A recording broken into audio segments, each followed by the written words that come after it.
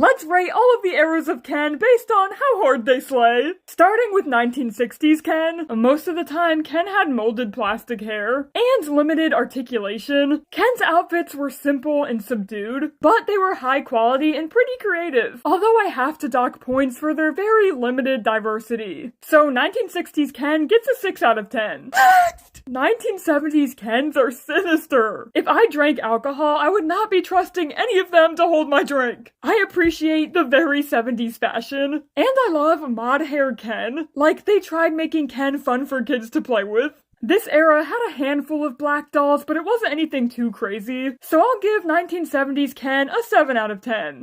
Next! 1990s Barbie introduced the first black and Hispanic Ken doll, which is awesome. The 1980s had some iconic Kens like Sport and Shave Ken and Animal Lovin' Ken, although a good 80% of them still had molded hair and were always smiling like they were trying to sell you something. Like, to me, they all look 30 to 40 years old. So overall, 1980s Ken also gets a 7 out of 10. Next! 1990s Ken slayed really hard. This era was super fun, in your face, and experimental. Like, they gave Ken a lot of fun gimmicks, and they also gave him a tan. I don't know why they're all so tan, but you know, I don't hate it. In terms of diversity, they also did a lot more, whether they intended to or not.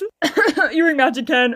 Although Barbie was truly having fun with the Kens, so they get a 9 out of 10. Next! We have the early 2000s. This is when they started to make Barbie movies, and Barbie movie-related Ken dolls. A lot more Kens had rooted hair, and looked like they were in their teens or early 20s. Their outfits weren't nearly as extra as the 90s, so they kind of feel like a downgrade. Although they did make Sugar Daddy Ken, which is really funny. So for that, early 2000s Ken gets an 8 out of 10. Next! 2010 Ken 8 down. Okay, maybe I'm biased because Barbie Life in the Dream House was released during this time, and the Barbie fashionistas were popping off, but this is my favorite era. Ken dolls got more articulation, and most of them had rooted hair, although their outfits are kind of ugly, and they kind of scaled back on diversity, which is a shame. So unfortunately, 2010's Ken gets a 5 out of 10. And lastly, the 2020 era of Ken brought the Kenergy. They have a ton of diversity, and I love how they're experimenting with different hair types. I know this era is hated on for their lack of detail and slay, but they're good budget dolls. A doll that can represent you for a cheap price in this economy?